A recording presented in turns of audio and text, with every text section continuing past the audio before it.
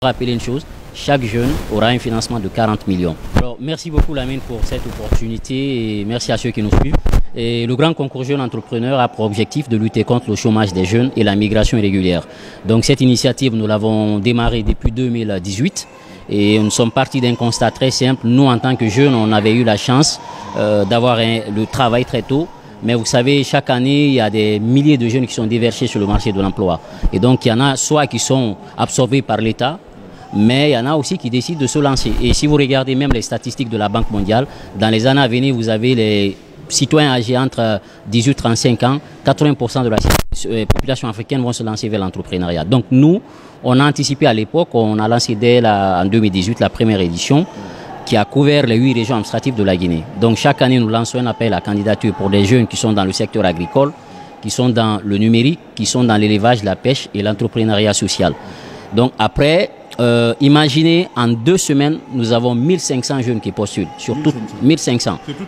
Sur toute l'étendue du territoire national. Seulement en 2 semaines. Et alors, si nous ouvrons les ventes sur 1 mois, on est à peu près à 3000 et quelques jeunes. Donc, ce qui veut dire que les chiffres sont révélateurs. Ce qui veut dire qu'aujourd'hui, les jeunes Guinéens ont compris qu'à côté de la fonction publique, on peut aussi entreprendre. Donc, il y a les domaines que j'ai cités. Il y a aussi les critères d'âge, 18-35 ans. Les critères géographiques, il faut être dans l'une des 8 régions administratives de la Guinée et avoir des projets dans ce domaine. Donc après, nous partons dans chaque région administrative, on fait une présélection avec les membres du jury en présentiel. Donc nous prenons 3 jeunes par région administrative. La zone spéciale de Conakry, on prend une dizaine. Et après, ils viennent à Conakry, ils sont logés, nourris et formés pendant 10 jours. Par vous, par votre structure?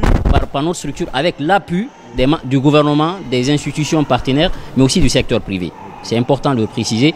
Et pendant une dizaine de jours, ils sont formés en technique d'élaboration d'un plan d'affaires, en marketing digital, puisque ce sont des chefs d'entreprise. Il faut qu'ils maîtrisent un peu la stratégie digitale pour écouler et faire la promotion de leurs marchandises. Donc après les 10 jours de formation, il y a la grande cérémonie aujourd'hui, comme vous le constatez. Il y aura une quinzaine qui vont bénéficier de financement aujourd'hui sur les 27. Alors, il faut rappeler une chose, chaque jeune aura un financement de 40 millions. Retenu, chacun aura 40 millions. On l'a fait en 2018, on l'a fait en 2021, on l'a fait en 2023, 2024, nous l'avons fait également l'année dernière. 15 ont bénéficié d'accompagnement financier et cette année, on est en train de rééditer la même chose. Tout voyage, il est long, mais on commence toujours par un premier pas. Et nous, aujourd'hui, c'est une mission sacerdotale pour nous, c'est une obligation morale. Nous qui avons eu la chance d'être sur la vitrine, d'aider les autres qui sont derrière nous. Alors, et nous avons un incubateur qui s'appelle Lanstoa, qui est à côté. Le concours est organisé par Vision Large. Dès après le concours, il y a le virement, il est fait, mais nous, on donne aux lauréats de façon échelonnée. Alors, on ne vous donne pas le montant comme ça pour partir avec.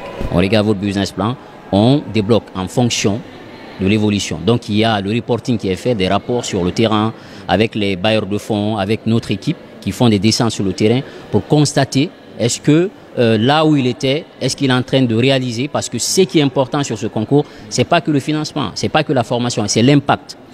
C'est d'amener le jeune à être autonome. Donc, la partie la plus importante sur nous, sur toute la chaîne, c'est le suivi. Donc, ils sont suivis pendant 1 année. On fait des descentes sur le terrain, on fait des photos, on fait des interviews, on va même diffuser aujourd'hui une vidéo sur ceux de l'année dernière pour montrer au public aujourd'hui ils sont à quel niveau.